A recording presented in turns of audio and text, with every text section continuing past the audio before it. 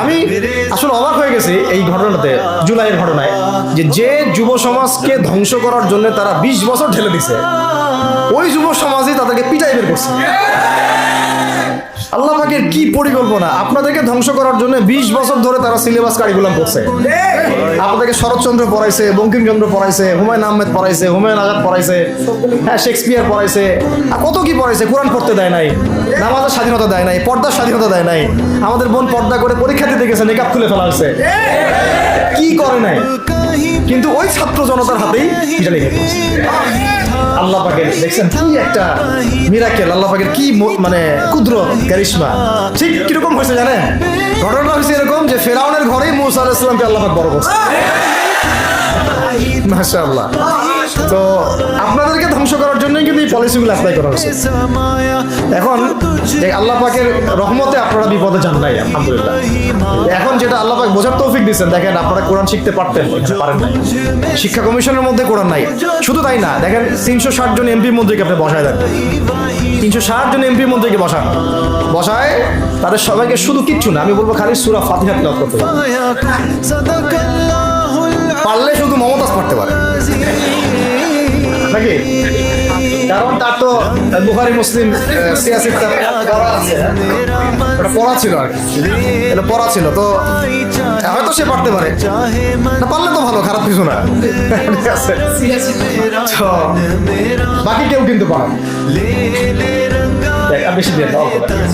এখন প্রিয় ভাইরা, কথা অনেক হয়ে গেছে, মূল কথা হচ্ছে যে আমাদেরকে এখন একটা নতুন উদ্দেশ্য নিয়ে, টার্গেট নিয়ে, একটা মিশন নিয়ে আগামীকাল থেকে পথ চলতে হবে। প্রথম গন্তব্যটা কি? আমরা বাংলাদেশকে একটা মদিনা রাষ্ট্র কায়েম করতে চাই। সেটা যদি করতেই হয় তাহলে আমাকে কার আদলে করতে হবে, কার সুন্নতে করতে হবে? নবী মুহাম্মদ সাল্লাল্লাহু আলাইহি ওয়াসাল্লামের তরিকায়। এবং তার তরিকার প্রথম কাজটাই হচ্ছে আগে ইলম শিখতে হবে। শিখতে হবে, এই মসজিদগুলোকে কাজে লাগান, মাদ্রাসাগুলোকে কাজে লাগান। এবং 2 নম্বর হচ্ছে ইলম একা একা শেখা যাবে না।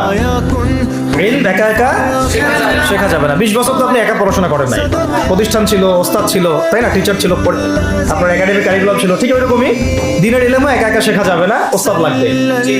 এবং আলহামদুলিল্লাহ আমাদের বাংলাদেশে ওস্তাদদের অভাব নাই, আলহামদুলিল্লাহ। প্রত্যেক জেলায় জেলায় উপজেলায় সব জায়গাতেই মুহাক্কিক বরেণ্য আলেমগণ আছেন, আলহামদুলিল্লাহ। আর আপনি খুঁজে বের করবেন কে মুহাক্কিক আলেম।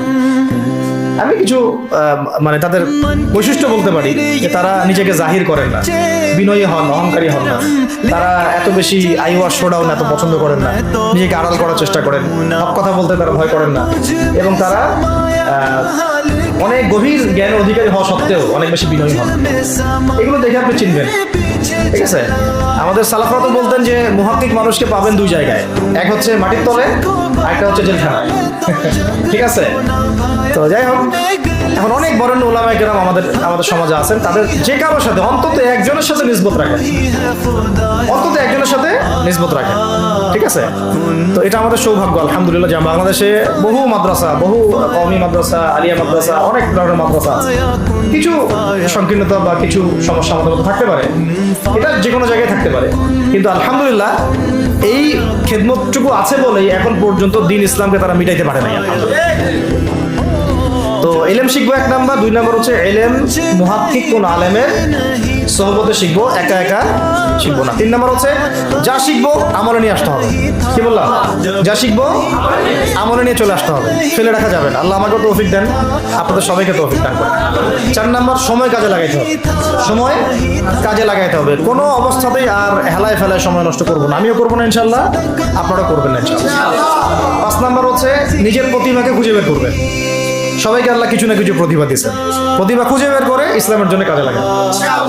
6 নাম্বার হচ্ছে যাদের রিজিক হালাল তাদের তো আলহামদুলিল্লাহ কোনো সমস্যা নেই, যাদের হারাম রিজিক আজকে ছাড়তে হবে। কোনো সুদের সাথে সম্পৃক্ত থাকা যাবে না, কোনো ঘুষ, কোনো দুর্নীতি, কোনো মাপে কম দেওয়া, কোনো হারামে আমি খাবো না, আমি কোনো হারামের কাছে যাব না। আর উত্তরবঙ্গের বড় বড় ফেতনাগুলোর মধ্যে এই সুদী এনজিওদের ফেতনাও আছে, কাদিয়ানিদের ফেতনাও আছে, তাই না? তারপরে আপনার এই যে ইসাই মুসলিমদের একটা ফেতনা আছে না, একটা ফেতনা আছে। তারপরে এই আপনার বিড়ি ফ্যাক্টরি, তামাক ফ্যাক্টরি, এগুলো ফেতনা আছে, হারাম খাবার। আবার নতুন করে ইসকনের ফেতনাও উত্তরবঙ্গে দেখা যাচ্ছে। তো এই ফেতনাগুলোকে চিহ্নিত করে আপনাকে বেঁচে থাকতে হবে এবং রিজিকটাকে হালাল করে ফেলতে হবে। ঠিক আছে, এর পাশাপাশি হচ্ছে 6 নম্বর বলবো যে পরিবারগুলো গড়ে তুলতে হবে। প্রত্যেকটা পরিবার হবে একটা দুর্গ, মানে আমার পরিবার হচ্ছে আমার একটা ইসলামিক রাষ্ট্রের মতো। এই পরিবারের মধ্যে অনইসলামিক কোনো কাজ চলে না। পরিবারের মালিক কি? আমি না? এখানে কি রাষ্ট্র আমাকে হস্তক্ষেপ করতে পারবে? আমার পরিবার আমার কন্ট্রোলে চলবে, একদম ইসলামিক অনুশাসন অনুযায়ী চলবে, ডানে বামে নড়তে পারবে না। এভাবে আপনাকে শক্ত থাকতে হবে। 7 নম্বর হচ্ছে এখন থেকে তাবলীগের কাজ সবাইকে করতে হবে। কতটুকু করবেন? যতটুকু আপনি জানেন, যতটুকু আপনি জানেন। যেটা জানেন না ওটা নিয়ে কথা বলার দরকার। আর সমাজে কিছু ইখতিলাফি মাসালাগুলো আছে যেগুলোকে নিয়ে কিছু মানে মোটা বুদ্ধির মানুষেরা আর কি মসজিদগুলো ভাগ করে ফেলে। ঠিক আছে, এই পাল্লায় পড়া যাবে না। ইখতিলাফি মাসালাগুলো সাহাবীদের যুগ থেকেই ছিল, এগুলো নিয়ে মতবিরোধের সুযোগ নাই। এটা তার কাছে এই মাসালাটা অথেন্টিক মনে হয়, সে আমল করতেছে, করুক। আমার কাছে এই ফিকহের আলোকে এটা বেশি অথেন্টিক মনে হয়, আমি এটা আমল করতেছি। এগুলো নিয়ে কোনো রকমের আর দ্বন্দ্বে যাবেন না। বরং আমরা এখন ঐক্যবদ্ধ হব কিসের ভিত্তিতে? আমরা ঐক্যবদ্ধ হব আকীদা, আমল এবং মানহাজের ভিত্তিতে। আমাদের আকীদা আহলুস সুন্নাহ ওয়াল জামাআর আকীদা থাকবে, আমল থাকবে সাহাবীওয়ালা আমল, এবং মানহাজ থাকবে আমরা সালাফদের আদলে বাংলাদেশে দিন কায়েম করতে চাই। খালাস। আর যারা দিন কায়েমের কথা বলবে না ওদের সাথে আমার ঐক্য হবে। কি হবে? দিন কায়েমের কোনো ফিকির নাই, তার সাথে আমার ঐক্য হবে কিভাবে? তার ফিকির আছে শুধু মসজিদ নিয়ে আর অন্য কিছু নিয়ে, তার দল নিয়ে বা তার মানে আরো তো আছে অনেক কিছু আর কি, এইগুলো নিয়ে। তো ওইগুলো বাদ দিলাম। এই আমর বিল মারুফের কাজ সবাইকে করতে হবে, এবং একই সাথে সবাইকে এখন থেকে প্রতিবাদী হতে হবে, অন্যায় নিষেধ করতে হবে। এলাকায় অন্যায় হতে দিবেন না আপনারা। এলাকার মধ্যে জুয়া খেলবে কেন? আপনারা প্রতিবাদী হবে। এখানে গাঁজা খাবে কেন? আপনি প্রতিবাদী হবেন। মাদকের আখড়া হবে কেন? আপনারা প্রতিবাদ করবেন। এখন তো আপনি পুলিশ প্রশাসনের অপেক্ষায় বসে থাকার সময় নাই তো এখন। একজন নেককার, মুত্তাকি, পরেশগার মানুষ প্রত্যেকটা এলাকায় থাকা দরকার। আপনাদের মধ্যে একটা জামাআ বা কমিউনিটি থাকা দরকার, মানে একটা অ্যাসোসিয়েশন থাকা দরকার, যারা ওই এলাকাকে সংস্কারের কাজ করবে। অথবা বৃহত্তর সংগঠন যেগুলো আছে বাংলাদেশে, তাদের অঙ্গ সংগঠন হিসেবে আপনারা কাজ করতে পারেন। আল্লাহ পাক তৌফিক দান করেন। আর একটা চেইন অফ কমান্ড গড়ে তুলতে হবে দেশব্যাপী। এটা আমরা অলরেডি আছে, এবং নতুন করেও যদি কেউ চায় যে আমি কিছু অ্যাসোসিয়েশন করব যেটা আমরা বিল মারুফের কাজ করবে, নেহির মুনকারের কাজ করবে, তাহলে এটা করতে পারবে ইনশাআল্লাহ। আর এর সাথে আমি বলবো যে আমাদের জান, মাল, সময়, শ্রম, কয়টা কথা বললাম? জান, মাল, সময় এবং শ্রম। জান, আমাদের মাল, আমাদের সময়, আমাদের শ্রম, এই 4টা জিনিসকে আল্লাহর জন্য ওয়াকফ করে দিতে হবে। দুনিয়াতে মুসাফির আমরা, দুনিয়াতে কি আমরা মুসাফির। আমাদেরকে পাঠানোই হয়েছে আল্লাহর ইবাদত করার, এবং শুধু একা ইবাদত করবো কেন? আমি কি স্বার্থপর? আমার পরিবারটাও করতে হবে। এবং শুধু পরিবার কেন করবো? আমার সমাজটাও করতে হবে, আমার রাষ্ট্রটাকেও করতে হবে। কারণ রাষ্ট্রীয় কাঠামোতে ইসলাম না থাকলে আমি সমাজ চেঞ্জ করতে পারবো না। সহজ কথা। সব কথা কিন্তু ওই গোড়া থেকে ঠিকতেছে। কারণ রাষ্ট্র ব্যবস্থা যদি ইসলাম না যায়, রাজনীতির মধ্যে ইসলাম যদি না যায়, এবং একটা ইসলামিক শরিয়া ভিত্তিক বা ইমারা ভিত্তিক রাষ্ট্র যদি কায়েম না হয়, এই শব্দগুলো হয়তো তারা বুঝে না।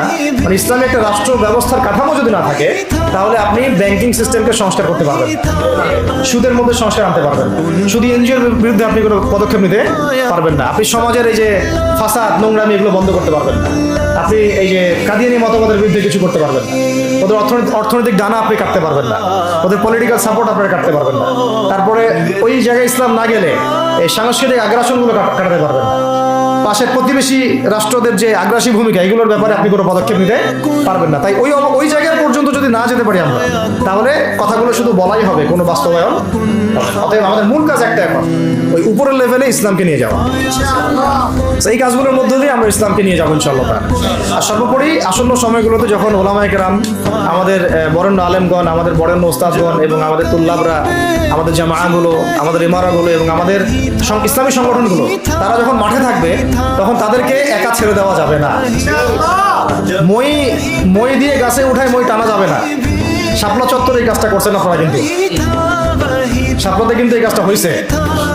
ওখানে কিন্তু এতগুলো ভাইয়ের ওখানে শহীদ হওয়ার কথা ছিল না, এত সহজ ছিল না বিষয়টা। কিন্তু কিছু ভাই ছিল ওখানে আমাদের সাথে প্রতারণা করেছে, মই দিয়ে আমাদের কিন্তু মই টেনে নিছে, আমাদেরকে উপর উঠে গেছে। এরপর থেকে তো কত জেল, কত জুলুম, কত মামলা মোকদ্দমা, কত গুম হয়ে গেল। শাপলার পর থেকে হিসাব করেন। এবার এই ভুলগুলো আর করতে যায় না, এই মুনাফিকিগুলো আর কেউ করতে যায় না। আল্লাহর ওয়াস্তে আপনারা ওলামায়ে কেরামদের সাথে থাকেন, হাত শক্ত করেন, মই দিয়ে আবার গাছে উঠায় মই টানে নিয়েন না। আমি বুঝতে পারছি? বুঝতে পারি না। অর্থাৎ ওলামায়ে কেরামগণ যখন মাঠে থাকবেন, ইসলামী সংগঠনগুলো যখন মাঠে থাকবে আপনাদেরকে আমরা পাশে চাই। পাশে পাবো তো ইনশাআল্লাহ। আল্লাহ পাক যেন আমাদের সবার এই আওয়াজকে কবুল করেন। আল্লাহ পাক আমাদেরকেও কবুল করেন, আমাকে কবুল করেন, আপনাদের সবাইকে কবুল করেন।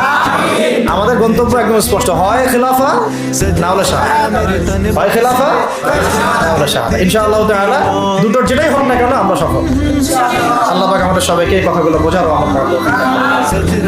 أقول قولي هذا أستغفر الله لي ولكم ولسائر المسلمين. بارك الله لنا ولكم بالآيات الحكيم إنه تعالى جواد كريم بر رؤوف رحيم.